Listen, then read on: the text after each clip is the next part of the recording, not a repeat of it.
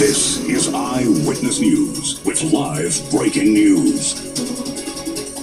We begin with that breaking news. A wildfire burning near Snow Summit in Big Bear. Firefighters are attacking it from the air and on the ground. Hello, I'm Giovanna Lotta. I'm Jory Rand. This is Eyewitness News at 4. You can see they just did a drop with a tanker, a large plane dropping that fire retardant on the fire in Big Bear. Let's get right to JT Alpa, who is live in Air 7 HD over the scene. JT.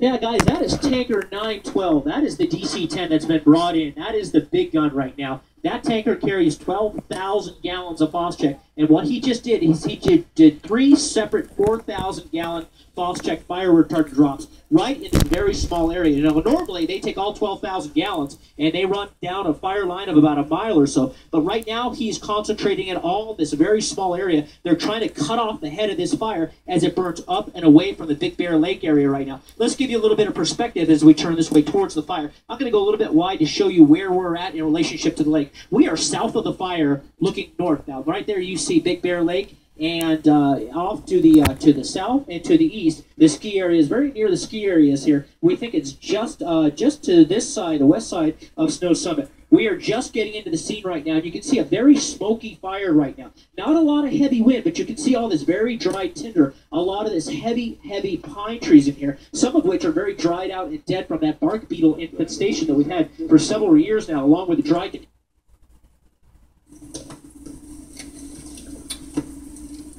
All right, it looks like we may have lost JT's signal. Yep, there he is. Back. JT, go ahead. Okay, we're back, guys. Sorry about that. We are climbing right now with a back arrow of about 032. So we are in the area, as you can see, the fire burning up and away from the area. But see that heavy orange in the brush right now? That's that Phos-Chek. They're trying to concentrate right in the beginning of that area, right ahead of that fire, to try to shut it down before it grows any faster and any more fierce, burning away from the Big Bear Lake area. We do not see any immediate structures being threatened. We do understand that structures have been threatened and immediate structure protection was en route. There are evacuations in place. We're going to have Amy Powell give you that information just after our report here. But right now there are evacuations in place. But right now there are some cabins that are scattered throughout these woods. They're very difficult to see right now because of all the trees and the brush fire and the brush right now. But right now the fire is contained to about a 75-acre area right now. It looks like it may be a little bit more than that. We'll get better estimations as we talk to Air Attack as we come into the area right now. But right now, they're really trying to get that Phos-Chek line around it. As you can see, the fire dropping helicopters, the water dropping helicopters, I should say,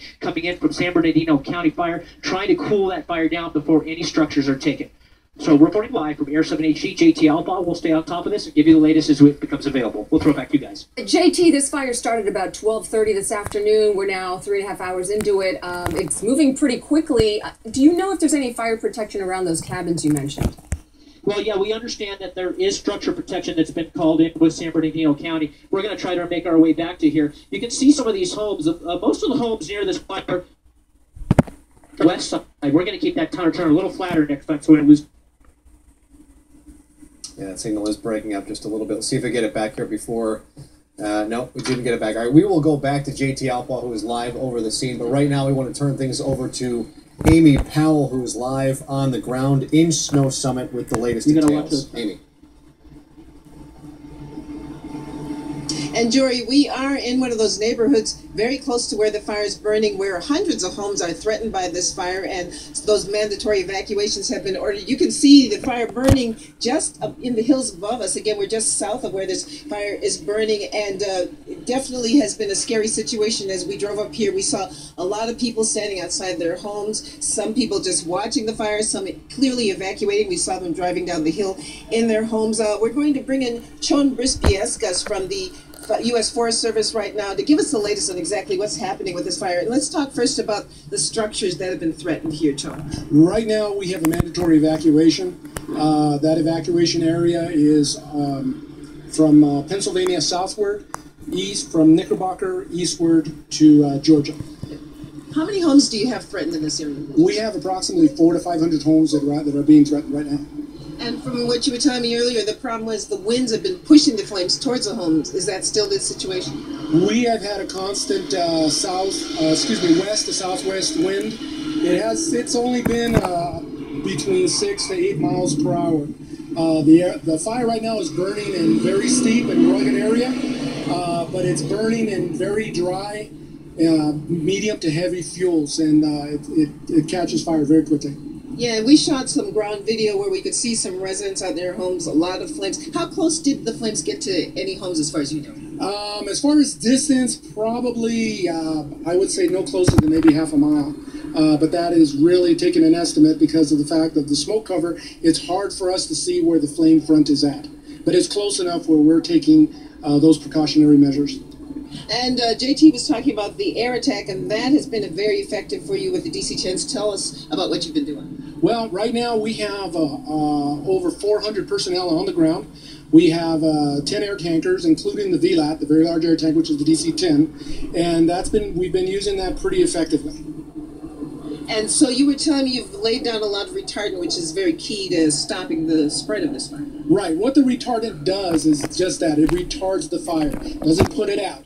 But it gives us time to get in there, put our lines in, get crews in place, get certain things in place, and work toward starting to contain the fire, which right now we are at approximately 5% containment. Okay, so you've got about 75 acres. Do you feel like you're stopping the spread at this point? We really can't say that we're stopping the spread, but we are starting to get a handle on it.